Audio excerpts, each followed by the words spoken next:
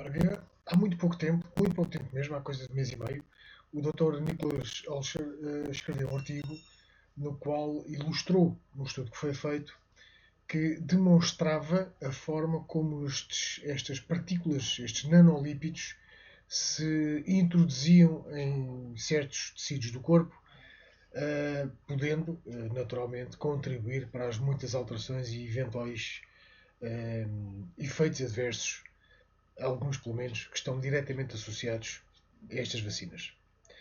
Mas a questão é, foi demonstrado só agora? Já se sabia algo antes disto, em relação a este tema em concreto da propagação, da difusão destes nanolípidos? Já se sabia algo sobre a forma como eles se distribuem pelo corpo e em certos tecidos do corpo? Ou não? Vamos ver. Ora bem, este documento é um documento que foi feito pela própria.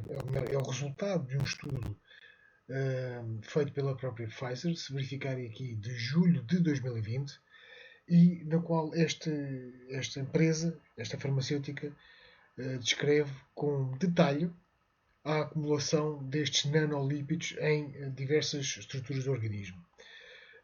Esta é uma primeira tabela na qual fica demonstrado isto, ou seja, o que é que vocês têm? Do lado esquerdo tem o tipo de tecido e aqui na barra de cima tem o tempo, portanto 25 minutos até às 48 horas.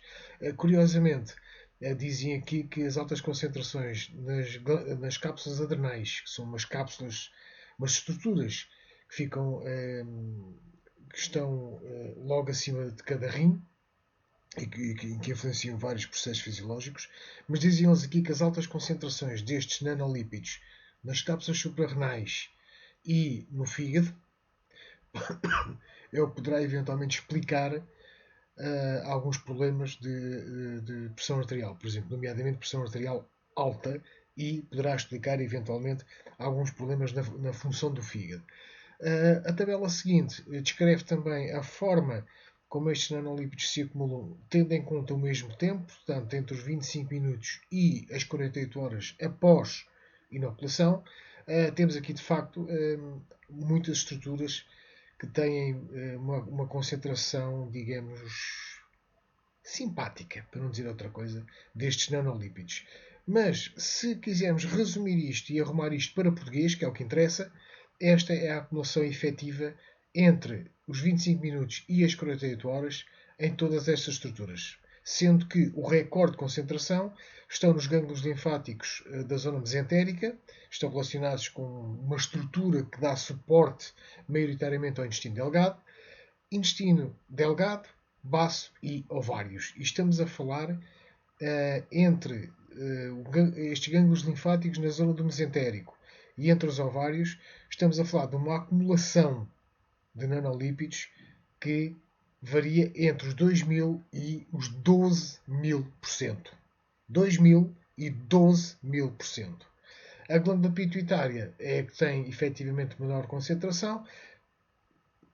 Poderá haver uma explicação para isto, mas também não parece que seja relevante. Seja como for, a concentração destes nanolípidos quase que é difundida por estruturas de base do organismo.